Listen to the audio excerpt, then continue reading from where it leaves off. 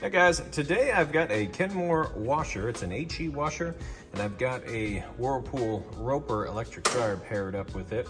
But I've got it hooked up, and we're running it on its final load here. And I always do a video as if you're standing here yourself, checking it out. You can see everything works perfect on it. So it's getting started. It's sensing how heavy this load is. It's pretty heavy load, jeans, towels, jackets, that kind of thing. And I've got it set to cool lights on the wash temp. You can set it to anything you want. You get the option of 1 rinse or 2 rinses, fabric softener, and I did the deep wash option, so it should use a little bit more water on this cycle, which is how I like to do it, especially when it's got the agitator there. You get everything nice and clean, and I'll show you once it starts adding water and determines how heavy this load is gonna be. So we'll come back kind of throughout the cycle. I'll show you agitates like it's supposed to, drains the water out like it's supposed to, and then has a nice, fast, smooth final spin cycle. Then when that's all done, we'll move the clothes over to the dryer, and I'll show you that the dryer works perfectly. It started filling up with water. See the water coming in nice and fast. We'll let it go ahead and fill all the way up. All right, we have filled all the way up. You can see it agitating, doing an excellent job, vortexing those clothes down and getting them nice and clean. And from here, we'll move over to the rinse cycle. Okay, and we're moving out of the wash cycle into the rinse cycle. You can hear it running the drain. Getting that water out nice and fast. And also, if I didn't mention it, the lid lock is on. However, we can open this up because I've got a little lid lock bypass switch there. And it's just an extra one of those. Pop it in there, that way you can see what's going on, it's draining the water out. However, when you get home, get it all plugged in and everything, this would be locked. Excellent safety feature, you'd not be able to open this lid up. So just FYI, we'll let it go ahead. It'll fill back up with clean water now, do the rinse, and then we'll be on to the final spin cycle.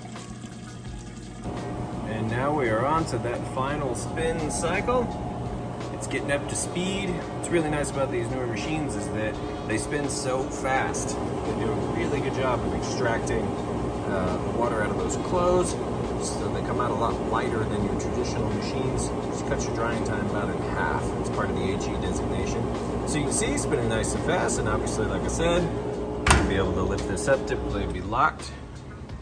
You can see there, it's got a nice smooth operation. Sounds great. And I will let that finish up. All right, we've got the washer cleaned out. Got the clothes moved over here to the dryer. And like I said, it's a built by Whirlpool Roper electric dryer. And about the only thing you could say is wrong with this, though I wouldn't say it's actually anything wrong, there's a little bit of discoloration here, and it took me a while to figure out what causes that.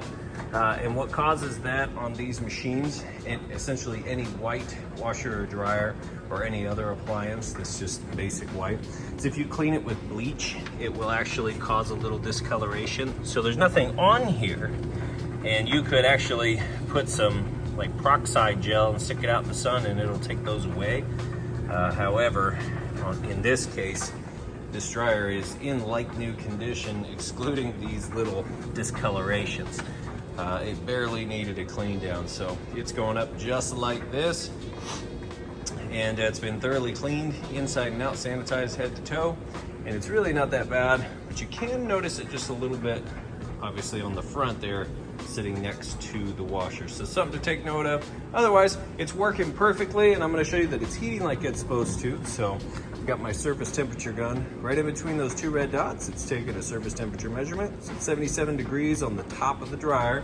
If I shine it on the floor, you see it's 66, almost 67 degrees. And so we'll go ahead and open this up. See, those clothes are tumbling.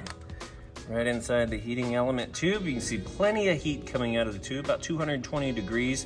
And the heating element's right back behind here, so the heat comes up through here, circles in the inside of your dryer, which gets anywhere from about 95 up to 195 degrees, and then out right there, and then out through the back of your dryer.